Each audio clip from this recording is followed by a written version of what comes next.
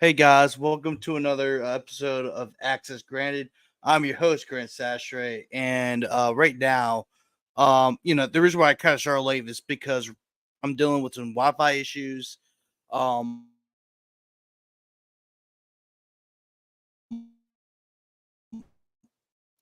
so right now, I'll be filming from my phone. I'm gonna have that ready. I actually have that ready just in case because, the Wi-Fi has been affecting not only this show but Friday nights on the Bayou, which is a show I do with Jason Lejeune every Friday, covering all the latest high school action around the state. So, if anything, if worst case scenario, I will have to go for my phone. But that's no biggie.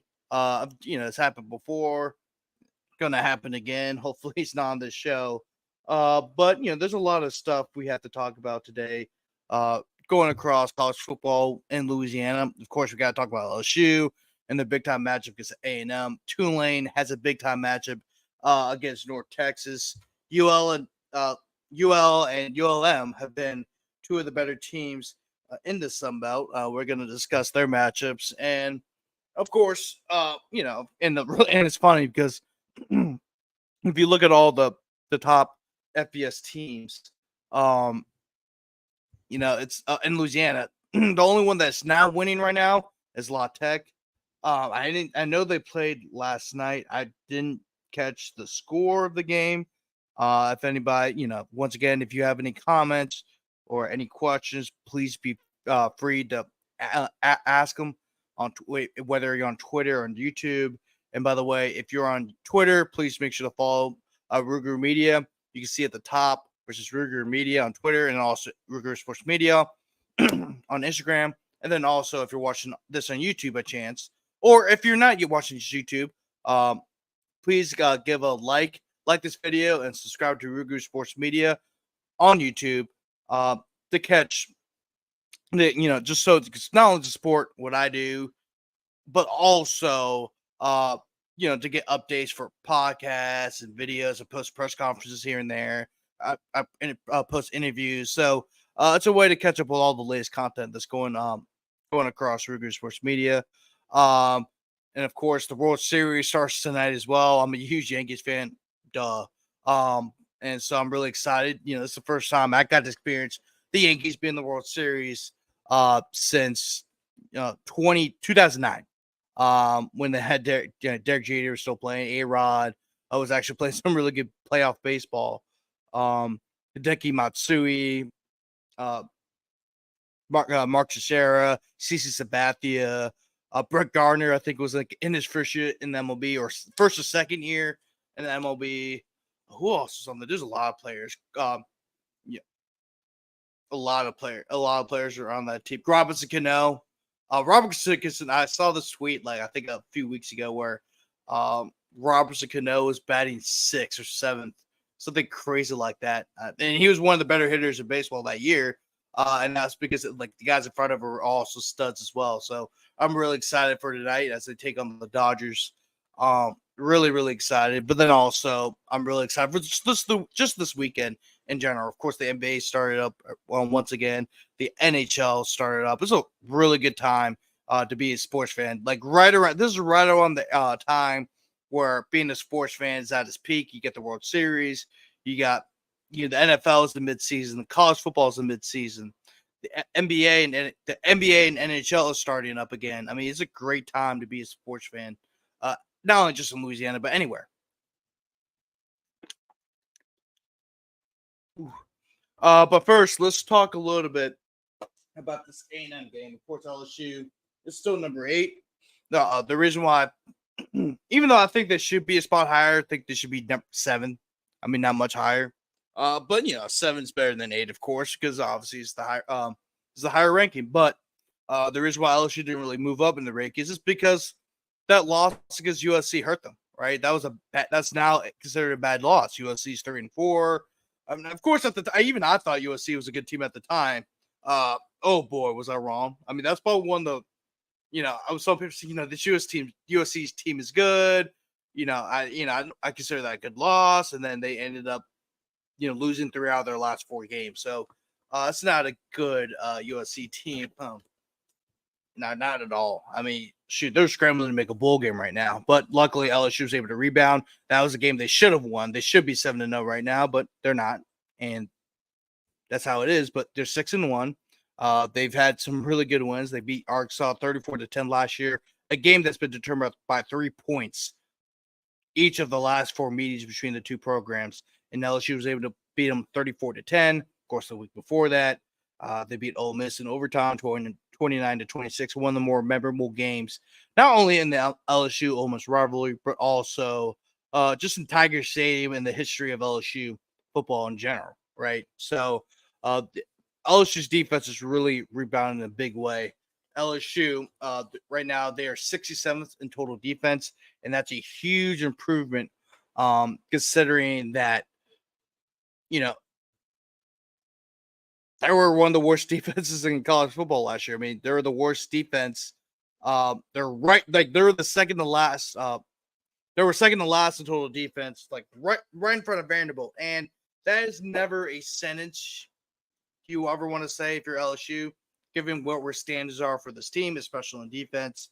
And that's why the whole staff had to leave, because you never want to be your defense never wants to be in the same sentence as Vanderbilt. However, I know Vanderbilt is good now, but I'm talking about last year and the previous history, right, of Vanderbilt. So that's it's never the sentence you want. That's never you never want to hear LSU and Vanderbilt really in the same sentence unless it's something positive, not negative. So with that being said, LSU has greatly improved. They're 67th total defense. They are 27th.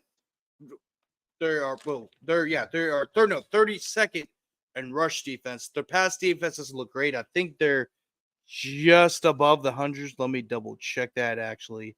But they're 35th in scoring defense, allowing 20.6 yards, 20.6 points per game. And then if you look at, and then also, I'm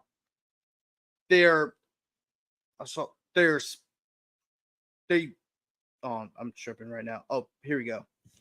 So they're tied 7th nationally for sacks and 2nd in the conference for sacks. Right now they have 24, and LSU did not reach that total. I'm talking about last year. Last year they did not reach that total until the final regular season game against Texas A&M. That just shows you how much not only Blake Baker has done to this defense, but then also what they've done, what all the other defensive coaches have done, Bo Davis and Kevin Peoples, what they've done to that defensive line. Corey Raymond, I know the jury's still on Corey Raymond, but he's recruiting at a high level, and the DBs, Corey Raymond is a cornerbacks coach, and Jake Olson is the safeties coach. But if you look at the DBs, they're playing with a lot more attitude. They're playing with a lot more physicality. They're playing with an edge, which is something that all LSU fans wanted to see. And that's something we have not seen in a good little bit. Then, I mean, look at the linebackers. Whit Weeks is becoming one of the best linebackers in the SEC, which is saying a lot. I mean, I'm not saying and just saying how much Blake Baker's really developed this young man to becoming just a tackling machine. He's become, his nickname's now the Honky Badger, which is kind of homage to Tyrann Mathieu, given, the excitement he brought to LSU's defense back in 2011. But then also his playmaking ability, right? And, considering that Whit Weeks is from Georgia, the country Georgia, not Atlanta, Georgia, like the country in Georgia, it's fitting. And I think and he's a playmaker, and he loves it. That has become his nickname across the LSU faithful. And then also you can't forget about Greg Brooks. Greg Brooks has 53 tackles, 2 tackles for a loss, half a sack, and 2 forced fumbles. He's been one of the more underrated linebackers. He's been really one of the more underrated players on this LSU team in general. LSU. Greg Penn has always been a solid player. Last year he was 2nd in total tackles for LSU. I mean, he's just he's a solid linebacker. and I think that gets lost. I think that just got lost considering the fact that you had Harold Perkins, and of course Whitwick has become a rising star, uh, and a rising star, on LSU's team, not only on LSU's team but nationally as well. So I'm sorry, I'm just typing this up for the banner down below. There we go. Bang. Ooh, almost.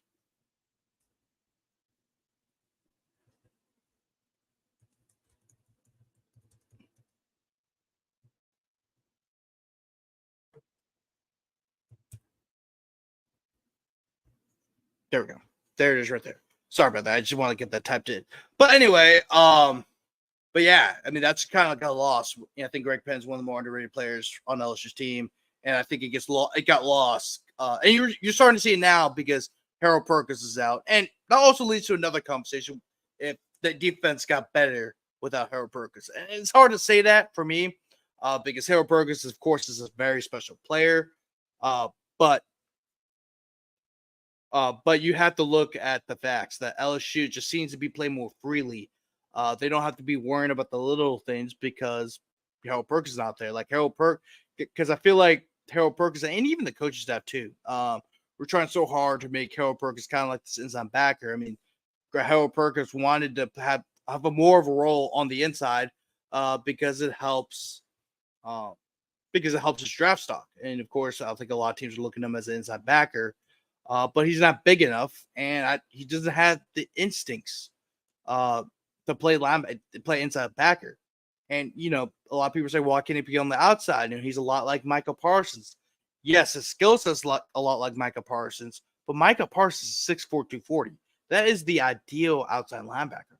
Harold Perkins is about 6'1", maybe 6'2", and 210, 250 pounds. He's listed at 225 or 230.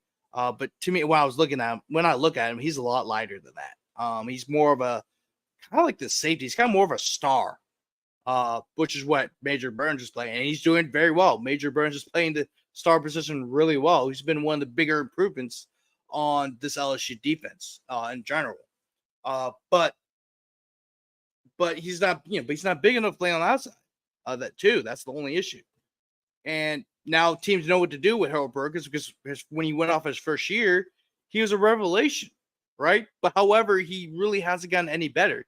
I wonder how much of that has to do with Matt House, just how much he was underdeveloped under Matt House, or just how much of it is just, it's just stuff that, that's stuff that's out of his control with his size and, just, his instincts. However, it sucks, but I just feel like it sucks for Harold Perkins. I wish him well.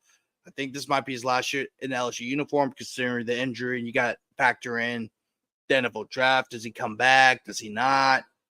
After the injury, it's kind of a weird dilemma that he's going to have to face. Even LSU may have to face as well. But overall, I just think this defense is playing a lot more freely without Harold Perkins, and everyone has a role, and they're just doing it. And you're seeing that right now. The last 2 weeks. I mean, last week, Arkansas averaged nearly 200 yards per game rushing, and last week LSU had them under that. I'm gonna pull up the stats real quick. Once again, the Wi-Fi's acting up. So yeah, and as a matter of fact, I just had it up. Give me 1 second.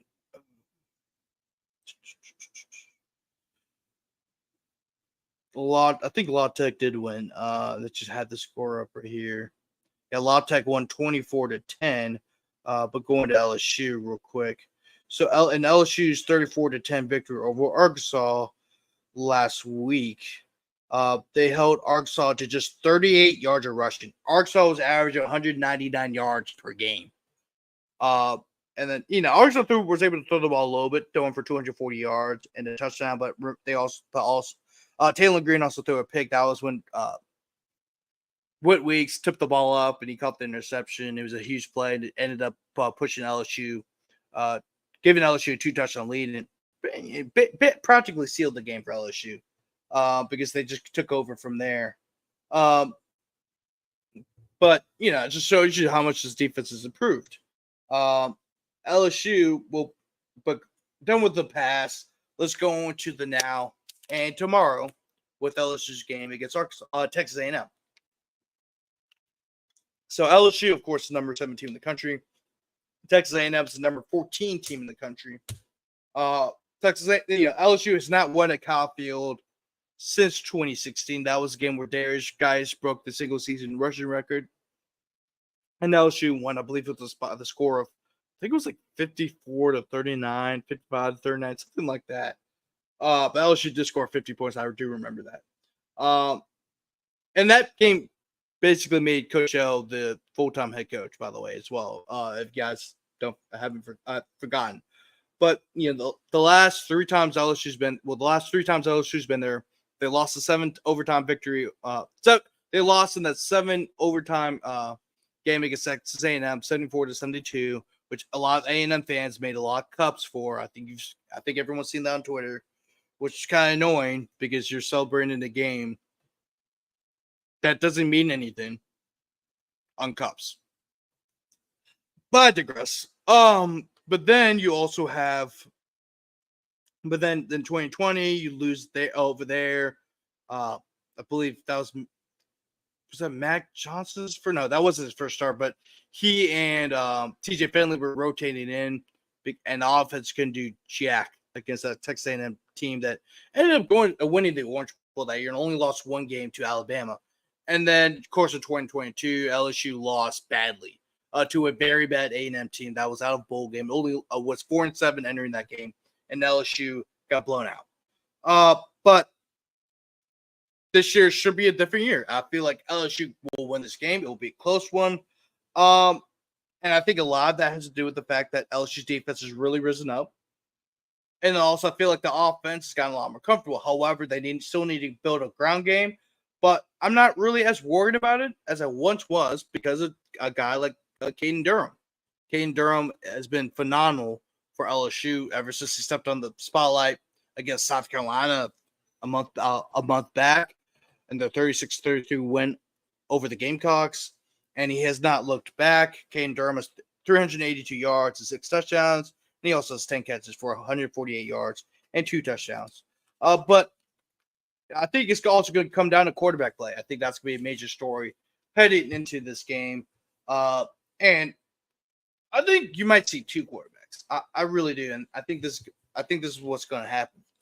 So Connor Wegman has been the starting quarterback for A&M for, I would say, the past 2.5 seasons. Well, 2.5 seasons. Well, I don't know. So he started like the last few games as freshman year in 2022. Matter of fact, he was the starting quarterback when A&M blew out LSU, and he lit up LSU, by the way, too. I think he had like a few touchdowns.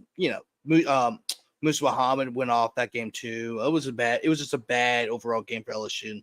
Game that LSU fans want to forget about, to be honest with you.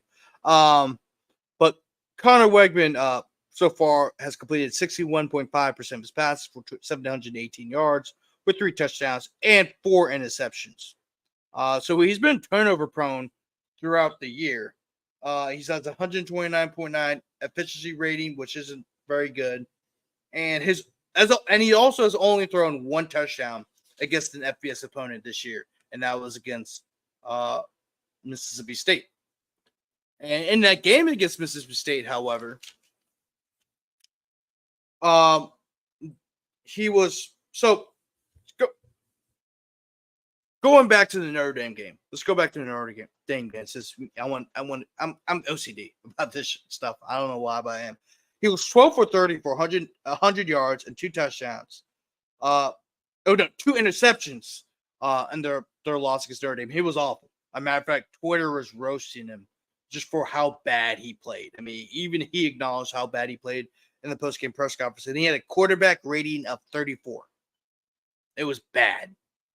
And on top of that, and then fast forward to Mississippi State where they won. I know he did okay. I mean, I think he threw for a decent amount of yardage. But he had a team low of when they're doing the PFF ratings, the Pro Football Focus ratings for college football, he had the lowest rating of all of his teammates, which was a team low of 48.5. And the funniest thing too is he was only pressured on 4 of his drop back passes, which he had 25 pass attempts. For anyone wondering, and on both of his interceptions came under a clean pocket. So I want to also give a shout out to Matt Moscona for that information. By the way, I just want to give credit where credit is due. I got this information from him, but I thought it was a very interesting fact that I want to share with you guys because once again, I think this game is going to come down to quarterback play, and especially the play, and not only just Connor Wakeman, but also Gary Nussbauer on the other end too. I think Gary Nussbauer should be fine. I think this offensive line will do a great job protecting him against A&M defensive line. That's pretty good. But I just think, LSU's played better defensive lines than what A&M has, especially against Ole Miss, right? Who is the leader in team sacks in the country. So I think that's pretty important. But A&M, in terms of passing offense, is 12th in the SEC and 107th nationally, throwing for 186.1 yards per game. They're also 11th in the SEC and 67th nationally in passing efficiency. And they're also second to last in the SEC and 105th nationally in completion percentage. So this is a game where that could definitely benefit LSU's defensive backfield. The safeties have been the weakest link for this LSU defense.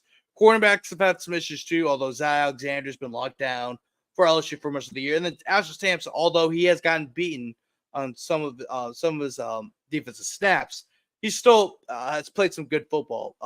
And he's a young player too, so you got to take that into account as well. But the safety has been kind of disappointing. I think, but I'm not really worried about the defensive backfield. No, well, not even just this year, but in the future, because the Cavalry's coming, right? Corey Raymond, Blake Baker, the whole staff, not just defense, but offense as well. The offense staff as well has been recruiting their butts off. That's why they have the number 3 recruiting class 2025, and I think 2026 they're in the top 5 as well. So the Cavalry's coming. The talent's going to come back to the Ponderosa. So I'm not really worried about the future after this year. But if you look at, but I think this defensive backfield will thrive against an A&M offense that really has struggled passing the ball. They're a really good running team, right? They're a really good running team, but even that benefits LSU because LSU's run defense has been awesome this year. But going back to Connor Wakeman, there might be a time in the game where if he struggles enough, I think they're going to go to Marshall Reed. Marshall Reed was a starter for 3 games this year when Connor Wakeman was out. So, some of Connor Wakeman's struggles may be because he's injured, right? I really think that. However, at the same time, you have to factor in, his injuries, right? So that may be a factor. However, I don't know, right? We don't know. He might be because of injuries. It might not. He might just be struggling a lot this year. It happens. But Marshall Reed, his completion percentage is only 54.4%. So he hasn't really done so well in terms of efficiency. However, he's thrown for 6 touchdowns and 0 interceptions. And all 3 of his games that he started, there were 3-0. He is a dual-threat quarterback, rushing for 226 yards and 2 touchdowns.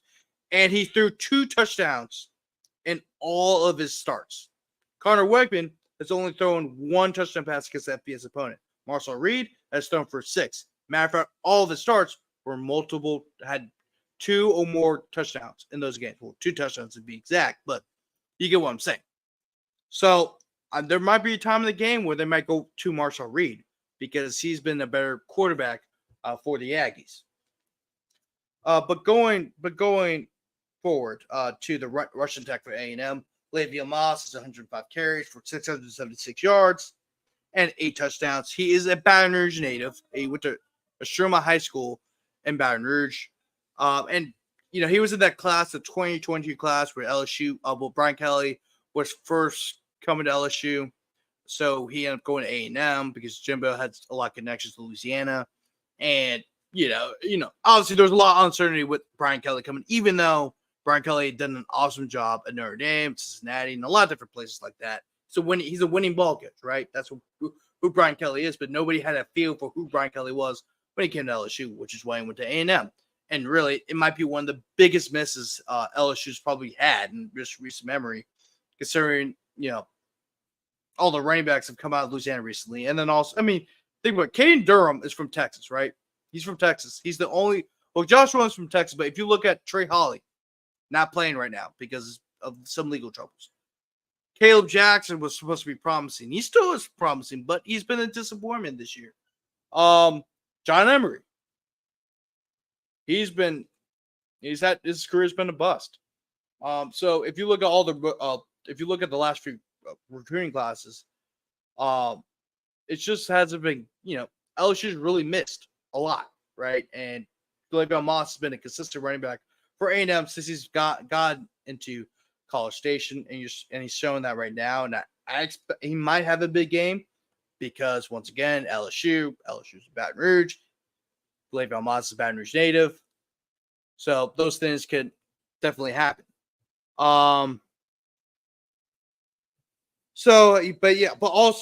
receivers, some guys you didn't watch for: Noah Thomas, 21 catches for 289 yards and 3 touchdowns, team leader in receptions and touchdowns.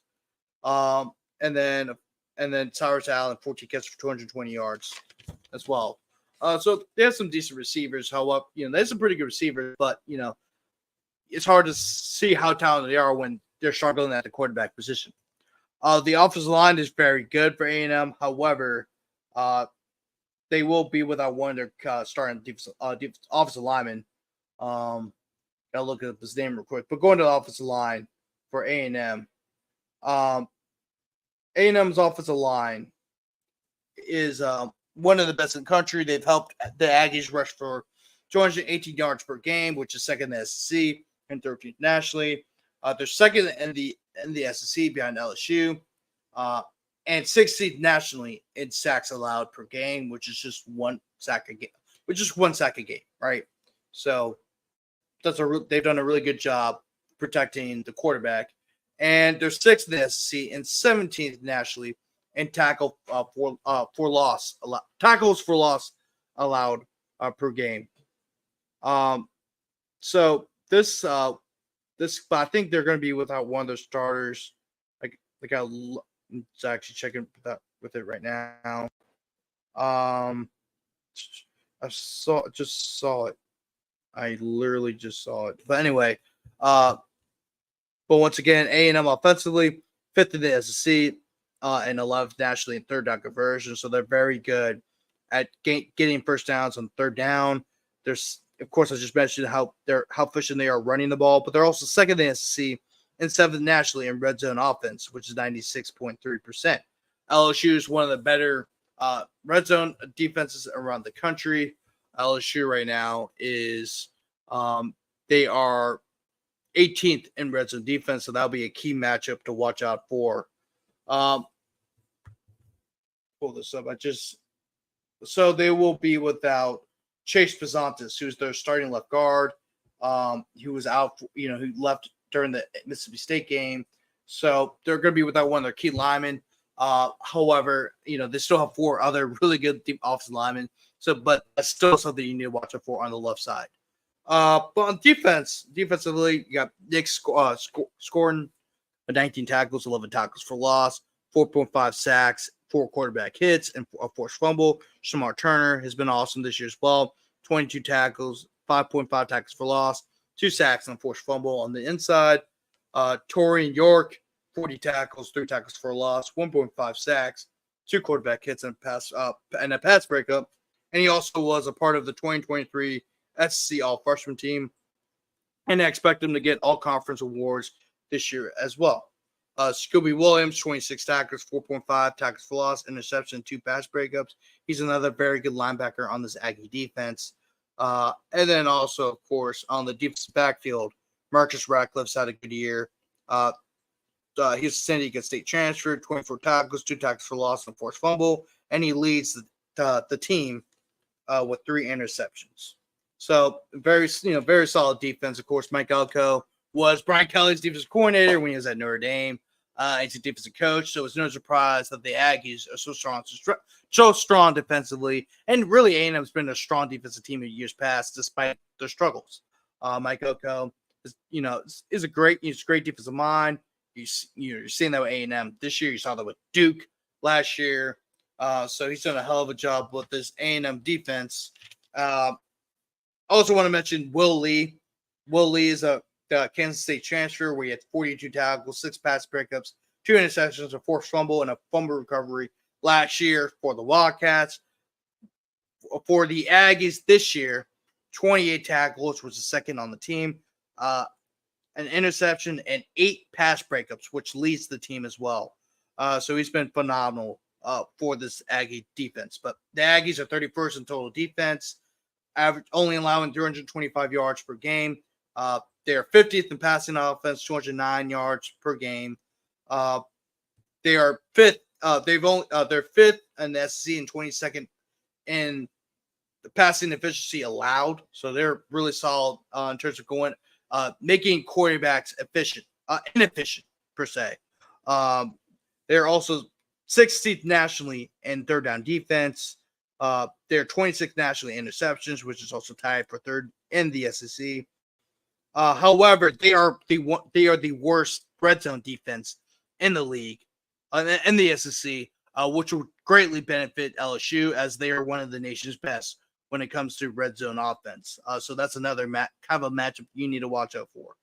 But they're also very effective at getting behind the line of scrimmage, tied for 34th in total sacks, and they also are 6th in the SEC and 17th nationally in tackles for loss. So they're a very strong defensive team.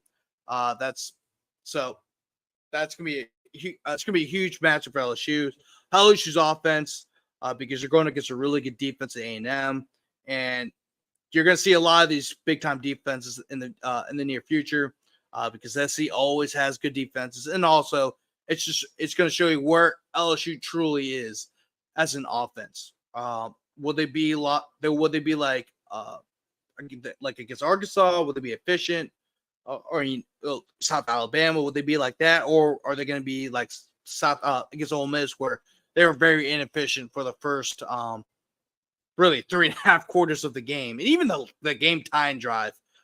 Gary Nussmeier only completed 4 of his 11 passes. However, 2 of those were 2 of the biggest plays of the game. So, including the game tying touchdown. So, this is going to be a very interesting game for LSU. Before I got to get out of here, because, like I said, I cover high school football as well.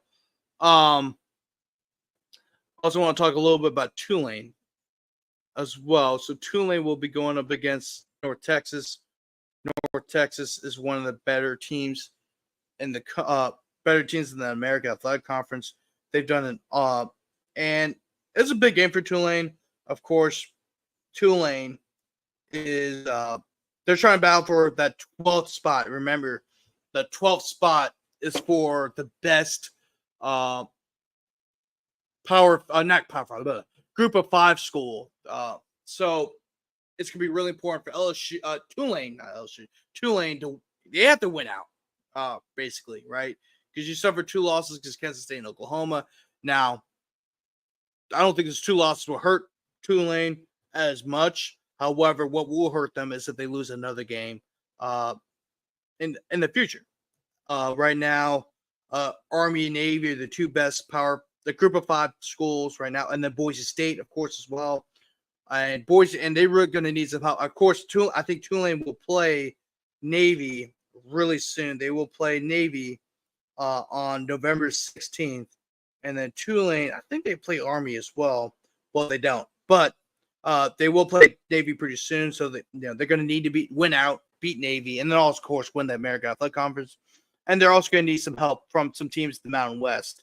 Because really, for the rest of the season, Boise State's schedule was pretty easy. I mean, they got UNLV this week, but they still have, but after that, I mean, they should win every other game except for probably maybe San Jose State. That might be a toss-up, but still, Boise State's one of the better teams in the country right now. Ashton Jeanty is the Heisman favorite right now.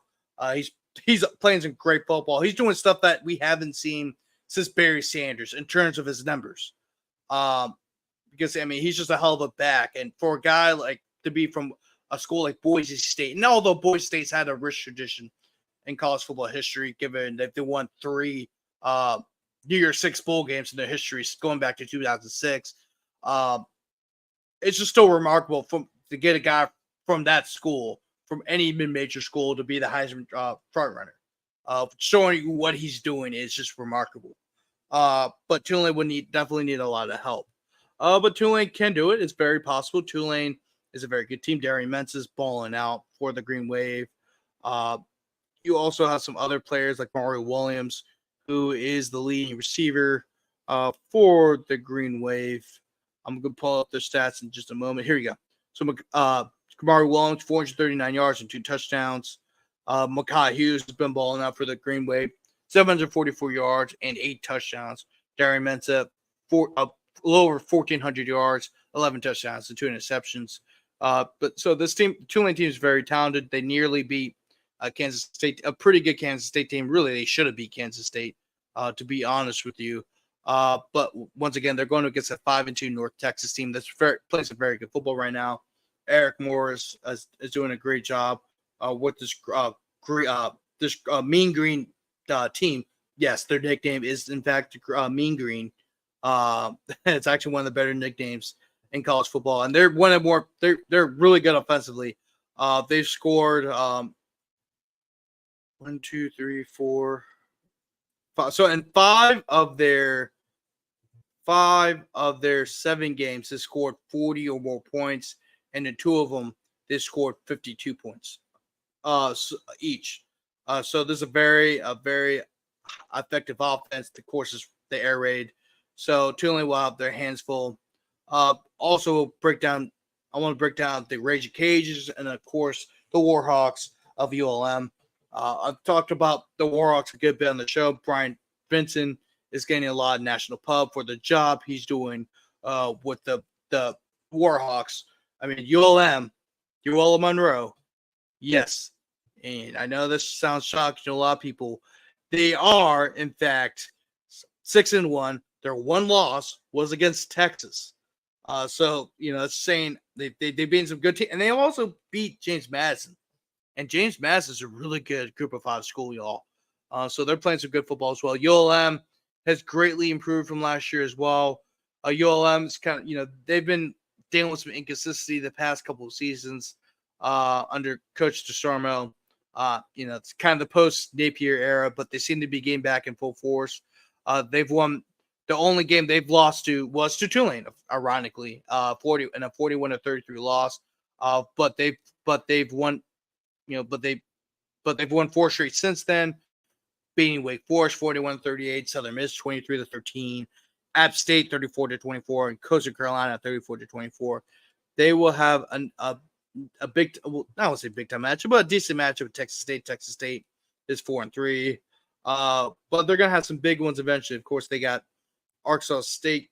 They got another decent game with Arkansas State coming up. This is gonna play South Alabama. It's a decent squad, and then Troy, who's horrible. Troy is 1-6, and they've greatly they've gone into the dumpster fire since John Summerall left for Tulane.